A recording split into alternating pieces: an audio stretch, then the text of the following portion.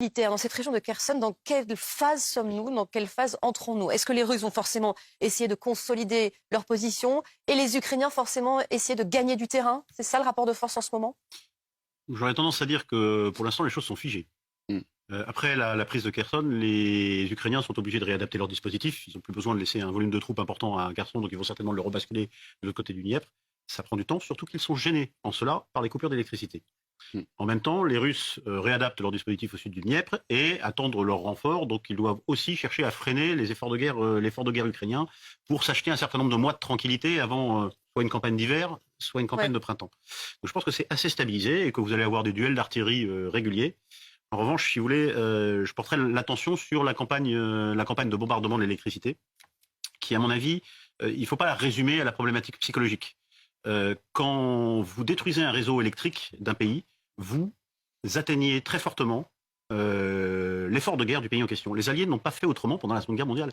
Pendant la Seconde Guerre mondiale, les Allemands ont eu leur pic de production de matériel de guerre à l'automne 1944. C'est-à-dire après le débarquement des Alliés, ils ont produit plus de matériel de guerre que pendant le reste de la guerre. En revanche, ce qu'ils avaient comme problème, c'est qu'on avait tellement détruit leurs ponts, leurs voies ferrées et leurs autres réseaux, c'est qu'ils n'arrivaient plus à amener leur matériel de guerre au front. Ouais. Et c'est aussi ce que visent en l'occurrence les Russes en ce moment? Eh bien, les Russes, en coupant l'électricité, nuisent au trafic des voies ferrées. Forcément. Dans les voies ferrées, vous avez des munitions, des troupes, éventuellement des chars qui sont amenés. Ils nuisent à la mobilisation parce que vous avez tout un tas de gens qui deviennent plus utiles à réparer les réseaux électriques qu'à se retrouver sur la ligne de front. Ils nuisent aux communications. Donc les militaires ont besoin de communication. Et donc si vous n'avez pas d'électricité, vos ordinateurs ne marchent potentiellement pas. Donc en fait, ils détériorent l'outil de guerre ou l'effort de guerre ukrainien, ce qui leur permet d'acheter du temps. Voilà. Et après, vous avez une deuxième chose qui est plus stratégique. De quoi parle-t-on en Europe depuis 3 mois? On ne parle pas d'une crise électrique en Europe, énergétique en Europe, avec des tensions entre la France et l'Allemagne? Avec une Ukraine qui avant exportait de l'électricité, maintenant qui va en demander à l'Europe, aggravant ainsi les tensions entre les pays en Europe. Donc vous pourriez dire que stratégiquement, potentiellement, sur la question du marché de l'énergie et la question de la solidarité européenne, Poutine se révèle être, au-delà de ce que l'on dit de lui, aussi un joueur d'échecs. Ouais. Et c'est précisément ce qu'il fait. Vous vouliez réagir là-dessus? Oui, peut-être sur la situation à Kherson. Le reportage est très intéressant, mais tout ce qui est voyant n'est pas intéressant, surtout quand on fait la guerre. Parce que ce qu'on montre, ou plutôt on ne veut pas montrer ce qui est important. Et là, à mon sens, Kherson, c'est un combat qui est terminé. C'est une bataille qui a eu lieu, les Ukrainiens l'ont gagnée. En réalité, les Ukrainiens essaient de regrouper un maximum de forces pour pouvoir lancer une offensive ailleurs, et les Russes ont récupéré un maximum de forces pour aller se défendre ailleurs. La question est, à quel moment ça va se passer et à quel endroit? Moi, j'ai pensé que c'était plutôt dans la région de Zaporijia pour pouvoir séparer le dispositif russe en deux. On sait qu'actuellement, ils sont encore gênés par les conditions climatiques parce que le gel n'est pas encore arrivé et que les terrains sont extraordinairement humides, compliqués en déplacement, même pour un 4x4. Mais il est clair que les Ukrainiens, pour moi, préparent une offensive majeure au moment où ils voudront la déclencher et que les Russes essayent de se regrouper. Et en fait, la guerre s'est déportée de Kherson. Nous, on regarde Kherson, mais en réalité, les grandes batailles vont se passer ailleurs. Donc ça veut dire que potentiellement, en ce moment, ces deux armées tiennent surtout compte de la météo. C'est-à-dire qu'elles sont en train de figer leur position parce que de toute façon, avec l'hiver à venir, il sera plus compliqué de se déplacer. Il y a une conjuration des épuisés en ce moment. C'est vrai que ces deux armées s'affrontent depuis 8 mois, 9 mois, et qu'il est que du côté russe, on l'a beaucoup dit, beaucoup commenté, c'est vrai, et du côté ukrainien aussi, il y a une espèce de volonté d'abord d'une part de consolider ses gains, je pense à Kherson, je pense aussi à Kharkiv et la région de Kharkiv, et deuxièmement d'envisager l'avenir. Les Russes n'ont fait la démonstration que d'une chose, d'être capables de se battre en défense. Ce qu'ils ont sans compter, ce sont des obus, c'est-à-dire de l'artillerie. Donc en fait, ils sont en train de renforcer leur ligne en défense. L'intérêt effectivement de l'armée ukrainienne, c'est de couper le lombric, si vous voulez. Ils sont étirés sur un front de 1000 kilomètres, complet le lombric au milieu. Vous nous interrompez par exemple cette route et ces chemins de fer qui permettent aux troupes russes d'aller relativement rapide, qui longent toute la bande côtière, toute la bande que possède la Russie sur plusieurs centaines de kilomètres et qui leur permettent d'acheminer du matériel, des hommes vers le Donbass par exemple, et vous obtenez un vrai gain stratégique. Donc il est probable, et je suis d'accord avec vous, que les Russes les Ukrainiens sont en train de préparer une contre-offensive. À leur rythme, doucement, en attendant que les conditions météorologiques leur soient favorables. Ne jamais oublier que les seuls à avoir de la profondeur stratégique, ce sont les Ukrainiens. Que les seuls à avoir des réserves d'hommes bien formés, ce sont les Ukrainiens. Et qu'en ce moment, ils sont en train de faire des démonstrations qui sont même mieux équipés que les Russes. C'est-à-dire qu'au début de la guerre, vous aviez une disproportion en faveur des Russes qui est en train d'être compensée en ce moment. Et vous avez probablement maintenant du côté ukrainien une supériorité à la fois matérielle, morale et y compris stratégique, puisqu'encore une fois, ils ont toute la profondeur de l'Ukraine pour eux. Justement, en termes d'armement, on entend plusieurs déclarations. D'un côté, le renseignement britannique qui laisse entendre, alors c'est très précis, que le stock de missiles, je vais pas faire comme si je connaissais tout, je vais lire ce que j'ai trouvé, en l'occurrence, que le stock de missiles longue portée est si épuisé qu'ils doivent recycler des missiles de croisière vieillissantes des années, en gros 80. On va aller voir ces missiles de croisière, c'est les AS-15 Kent. Alors là, je vais avoir besoin de vous. En quoi sont-ils ces missiles, s'ils sont effectivement utilisés sur le terrain en ce moment? La preuve que les stocks des Russes sont en train de souffrir. En général, le renseignement britannique n'est pas mauvais, d'autant qu'il s'appuie sur le renseignement américain. Mais je suis pas tout à fait d'accord avec leurs conclusions. L'analyse est bonne, mais pour moi, les conclusions sont bizarres. D'abord, on ne connaît pas le stock de munitions russes. Donc tout ce qu'on a raconté sur ils sont au bord de l'épuisement, etc., ça fait juste 6 mois que je l'entends, et forcément, on se trompe de mois en mois parce qu'on ne connaissait pas le stock initial. Et la deuxième chose, le fait que les Russes déstockent du matériel obsolète, qui est très difficile à guider et qui donc est hasardeux, en fait, ne leur pose aucun problème puisqu'ils n'ont aucun problème de dommages collatéraux. Nous, on utilise toujours du matériel up-to-date parce qu'on se contraint à vouloir frapper la cible qu'on visait. Les Russes s'en foutent, alors pour 2 raisons. La première, c'est qu'ils saturent les systèmes de défense antiaérienne en tirant des volées de missiles qui n'ont pratiquement aucun objectif. Et d'autre part, depuis 1 mois, on s'aperçoit que les Russes ne visent plus rien. Ils visent les villes. Et on voit bien, c'est pas la peine d'avoir fait Saint-Cyr pour voir quand ce sont des immeubles d'habitation qui sont détruits, il n'y a aucun objectif militaire. Et en fait, ils ne savent pas ce qu'ils tirent. Ils font des dégâts tous les jours. Et ils obligent les Occidentaux à se dire « mais cette guerre continue, c'est inacceptable ». Et les Ukrainiens à souffrir au quotidien, mais il ne faut pas oublier une chose. 9 mois de guerre. 9 mois de guerre, ça veut dire que les Ukrainiens, pardon, mais un missile de plus ou de moins, pour eux, ça ne change rien. De toute façon, ils souffrent au quotidien. Ouais. Ceux qui souffrent aujourd'hui sont les Occidentaux qui se disent « est-ce qu'il ne faut pas qu'on trouve une issue à cette guerre sans aller jusqu'au bout de la solution militaire ?» Et ça pose problème. Le Rinel, sur ce point, ça veut dire qu'effectivement, ils pourraient considérer que là, le moment est opportun d'utiliser ces missiles-là, mais ça ne veut pas dire qu'il leur en reste pas d'autres, beaucoup plus performants, sous le coude. Bon. Je crois que l'essentiel a été dit. La question des stocks russes, c'est un mystère. Ouais. Faut le dire. Que personne ne peut résoudre. Mais en réalité, ils n'ont pas intérêt à nous les donner, par ailleurs. Et je suis d'accord avec vous, moi, ça fait plusieurs semaines qu'on nous dit que les stocks viennent à épuisement, mais on entend c'est la même chose du côté ukrainien. C'était la fameuse question des élections des midterms aux États-Unis. Qui va payer, en fait, la facture, concrète des missiles? Aujourd'hui, ce sont les Américains massivement. Si demain ça s'arrête, qu'est-ce qui se passe? Et les Russes, ils jouent aussi sur ça, en disant, on charge, et ça revient sur ce qui a été dit. Qui va payer la facture? Des bombes, c'est un coût. Il faut les fabriquer, il faut aller les chercher. Et rappelez-vous, on parlait aussi de la capacité française à aider les Ukrainiens. Mais en fait, chaque pays se pose la question, combien d'armements on va envoyer comme ça? Et c'est pour ça qu'en fait, ce que vous disiez, et à raison, c'est mais oui, il faut peut-être arriver sur une négociation, il ne faut pas les humilier. Et c'est tout le piège dans lequel Vladimir Poutine nous pousse à tomber. Et c'est vrai que les questions d'électricité, c'est encore un autre enjeu. La question d'électricité, j'y reviens, c'est important. On va y revenir, parce que là, justement, sur les capacités militaires des Ukrainiens, en fait, il faut comprendre. C'est très intéressant parce que le ministre des Affaires étrangères ukrainien, qui prend la parole dans le Parisien aujourd'hui, il dit justement, moi, c'est mon boulot aujourd'hui de convaincre ces pays occidentaux, notamment, qui me disent aujourd'hui, nous, on peut plus suivre en fait. Il faut qu'on s'arrête là. Et il dit, moi, c'est ça que j'essaie de leur dire aujourd'hui, et c'est ce que je vais continuer à leur dire dans les prochaines semaines. Il faut que ça dure. Il faut que ça dure le plus longtemps possible. Ils ont un avantage, les Russes. On est sur ce qu'on appelle une sanctuarisation. En gros, c'est l'Ukraine qui prend les bombes. La Russie aujourd'hui ne se prend absolument rien. Donc en fait, la Russie ne se prend absolument rien. Donc la Russie, en fait, elle fait qu'attaquer.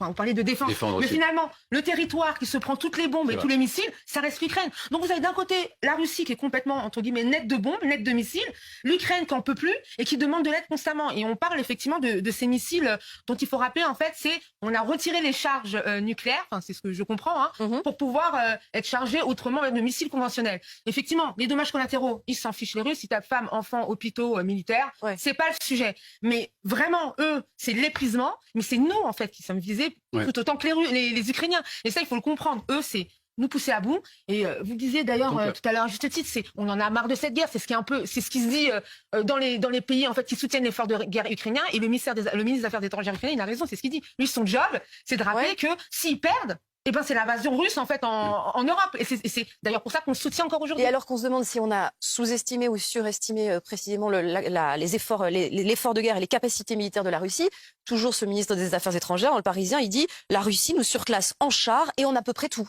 Ça mérite d'être clair. Oui, vous avez... Si vous regardez la Russie, en termes de ressources humaines, surclasse les Ukrainiens. Les Ukrainiens arriveront aux limites de leurs ressources humaines avant les Russes. Quand on dit que les Russes et les Ukrainiens ont perdu chacun 100 000 hommes, ça fait plus mal aux Ukrainiens qu'aux Russes. hormis la question politique pour Vladimir Poutine, de mobiliser des Russes. Mais c'est lui qui sent s'il peut mobiliser des Russes ou pas.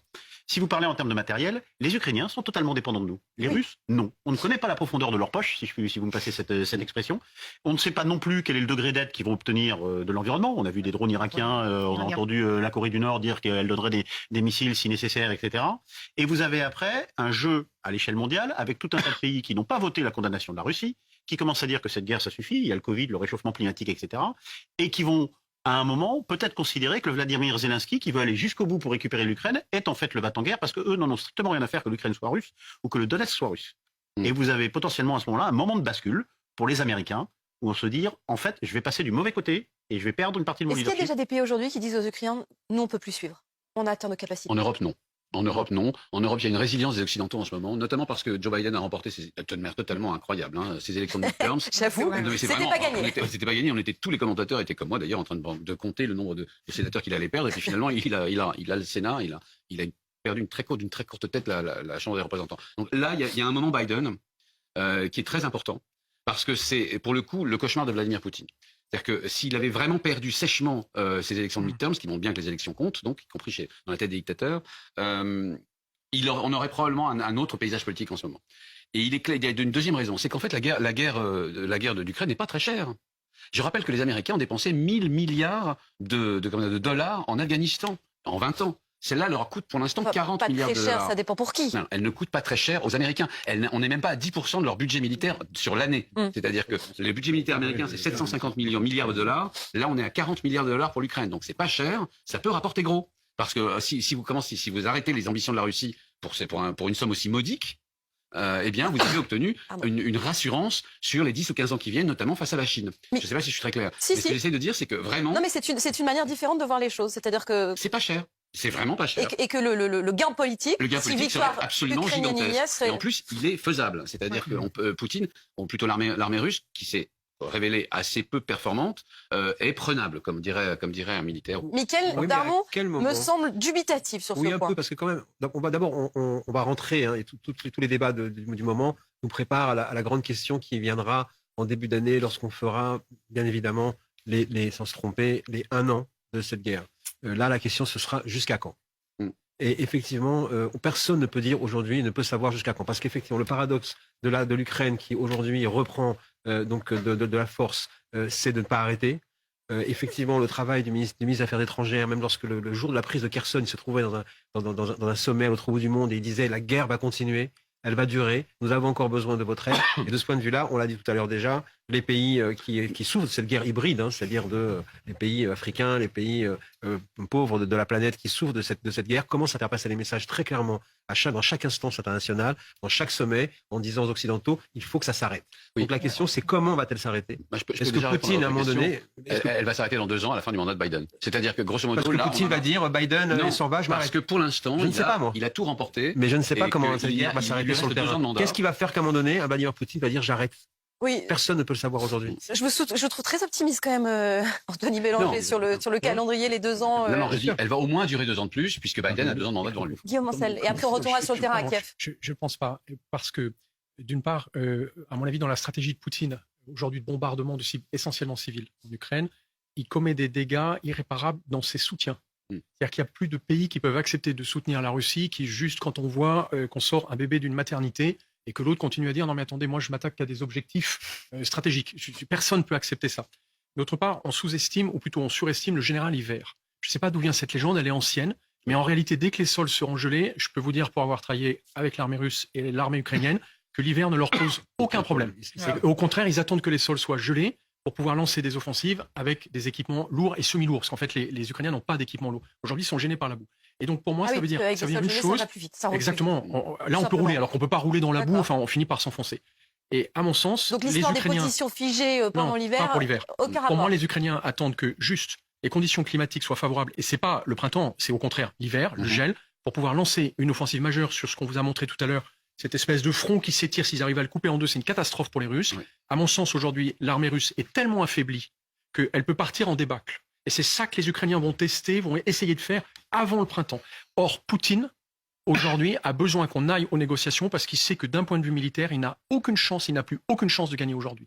Donc sa seule chance de gagner, c'est qu'il y ait des négociations qui stoppent en fait les affaires militaires et qui puissent dire moi je garde une partie du front pour moi. Et là en l'occurrence, si on regarde cette carte, ça consisterait à couper en deux cette zone rouge. Quoi. Alors, ce qu'on voit très bien sur votre carte, c'est que à la hauteur de Zaporijjia, par exemple, si jamais on part vers la mer d'Azov, toute la partie sud en rouge isolerait totalement la moitié pratiquement du contingent russe qui n'aurait plus que le pont de Kerch, le pont qui relie la Crimée à la Russie, en gros pour pouvoir s'approvisionner. Et ça, pour une armée, c'est être pris au piège. C'est une catastrophe. Une armée moderne a besoin de milliers de tonnes de logistique par jour, y compris en particulier les Russes qui utilisent beaucoup d'artillerie. L'artillerie, c'est pas des canons, c'est des obus. Ouais. Donc ce que vous dites, c'est que là, dans les prochaines semaines, il va falloir surveiller attentivement ce qui se passe au nord de Kherson. Arrêtons de focaliser sur la ville de Kherson. On va aller à Kiev aussi pour parler, revenir, je vous entendrai là-dessus, sur les coupures d'électricité qui sont encore régulières à Kiev et dans sa région. Jérémy Père est l'un de nos envoyés spéciaux. Écoutez. 25% des habitants de la capitale ukrainienne de Kiev sont toujours sans électricité en continu. C'est ce qu'a annoncé le maire de la ville, Vitaly Klitschko, dans sa chaîne Telegram. Aujourd'hui, il a précisé que l'approvisionnement en eau était rétabli pour tous les foyers. Mais plus globalement, 6 millions d'Ukrainiens sont toujours sans électricité. Ça, c'est le président Volodymyr Zelensky qui l'a expliqué. Sont touchés les oblasts donc de Kiev, de Lviv, d'Odessa et de Dnipro. Il a expliqué, le président de l'Ukraine, que les techniciens, les ingénieurs travaillaient sans relâche pour pouvoir remettre l'électricité, car les températures sont de plus en plus froides, notamment ici à Kiev. Les Ukrainiens sont très inquiets d'éventuelles nouvelles frappes qui pourraient arriver dans les prochains jours, dans les prochaines semaines. Ils ont vu qu'elles étaient de plus en plus rapprochées, une semaine seulement entre les deux dernières séries de frappes massives, avec des dégâts encore plus importants lors de la frappe massive de mercredi dernier. Ces mêmes Ukrainiens qui s'attendent à passer un hiver rigoureux, voire même le plus dur de leur histoire. Ça, c'est ce qu'explique Volodymyr Zelensky, le président ukrainien, mais aussi le maire de Kiev, Vitaly Klitschko. Je voudrais qu'on revienne sur mettre en perspective ces frappes contre les cibles énergétiques stratégiques et ce qu'on racontait de ce qui pourrait se passer sur le terrain dans les prochaines semaines. Guillaume Ancel disait qu'il va falloir suivre attentivement ce qui va se passer au nord de Kherson, le long du fleuve Dniepr notamment. Sur la route, il n'y a pas très loin la centrale de Zaporijjia en l'occurrence. On est bien d'accord. Et on va repartir du début du conflit quand on voit en fait l'invasion russe sur le territoire ukrainien. Là où il se positionne, c'est là où on a des centrales, on a Tchernobyl et Zaporijjia. Ce sont deux prises importantes. Ce qu'il faut comprendre, c'est que l'Ukraine, sur la question énergétique nucléaire, c'est pas un pays neutre pour la Russie. C'est un pays ressources. Ils ont des milliards. Ils ont des milliards. Alors, très bien, vous montrez pardon, c'est Ukraine du Sud. J'ai du mal à la prononcer. Voilà. Donc, normalement, si on calque en fait, on va dire les prises russes, vous voyez qu'on arrive au bout de Kherson, on a justement Ukraine du Sud, Zaporijjia, Tchernobyl, ce sont des villes aujourd'hui qui sont tombées sur, on va dire la souveraineté entre guillemets, l'occupation russe. Ce que je veux dire par là, c'est que l'enjeu des centrales nucléaires, l'Ukraine depuis la chute du bloc soviétique est lié en termes de contrat sur tout ce qui est cycle de vie du combustible. Oui. Et donc en fait, on a des milliards de dollars en jeu. La Russie, par ailleurs, Vladimir Poutine a une vraie politique d'exportation de centrales nucléaires dans le monde entier. Rosatom, ils sont imbattables aujourd'hui. C'est eux qui font le plus de contrats. Ce qui s'est passé, c'est que depuis 2014, donc depuis la Crimée, l'Ukraine a dit on va s'émanciper de tout ça. Oui. En gros, ils font leur vraie indépendance. Ce qui se passe, c'est que l'Ukraine, 2021, Zelensky a décidé de signer un contrat avec les Américains en disant voilà, on va mettre en place 4 réacteurs, donc c'est des réacteurs américains, technologie américaine, pour pouvoir assumer une indépendance par rapport à la Russie. Vladimir Poutine ne le supporte pas. Et ça a été le travail de l'Ukraine depuis 2014 de s'émanciper. Le réseau, pareil, on parlait d'électricité, ils ont essayé de mettre aux normes pour entrer dans le réseau d'électricité européen. C'est encore une fois, on parlait tout à l'heure de ces techniciens ukrainiens, ils sont d'une capacité à s'adapter justement pour rentrer dans un marché européen, chose que ne veut absolument pas Vladimir Poutine. Ce que je veux dire par là, c'est qu'au-delà en fait du front militaire, il y a des chasses gardées bien ciblées par Vladimir Poutine qui tournent autour, en tout cas de ces deux centrales. Tchernobyl, il faut compter qu'on a les déchets aussi. Ils sont des denrées financières très importantes. Donc Zaporijjia, il ne lâchera pas. On en est où de Zaporijjia plus une semaine. On se souvient des mots extrêmement inquiétants du directeur de l'AIEA, l'Agence internationale de l'énergie atomique, Raphaël Grossi, qui était sur BFM TV et qui disait arrêtez cette folie, alors que le site avait été bombardé. Alors on ne sait pas par qui, mais en tout cas qui que ce soit, il avait dit arrêtez. Une semaine après, on en est où à Zaporijjia? Alors, ce qui est certain, et ils l'ont dit aussi, c'est qu'aujourd'hui, on n'a aucun site critique. Donc, je parle des piscines de refroidissement et des réacteurs. C'est 6 réacteurs. Ils n'ont pas été touchés. Donc, les nouvelles sont rassurantes. Et ça, ils l'ont dit dès le départ. Ouais. Par contre, on parle des hangars de stockage de combustible frais, donc pas utilisés et usés, qui ont été frappés. La peur, ce sont les émanations radioactives. Mais Ce qu'il faut comprendre en termes de dangerosité, et je sais que ça peut paraître assez fou, on n'est pas du tout au niveau de la crise de Tchernobyl. Ça n'a absolument rien à voir. C'est évidemment pas rassurant, mais aujourd'hui, s'il y avait une évaporation, ce qui n'est pas constaté aujourd'hui, je rappelle que effectivement les Russes ont dit qu'il n'y a pas d'activité anormale en termes de radioactivité.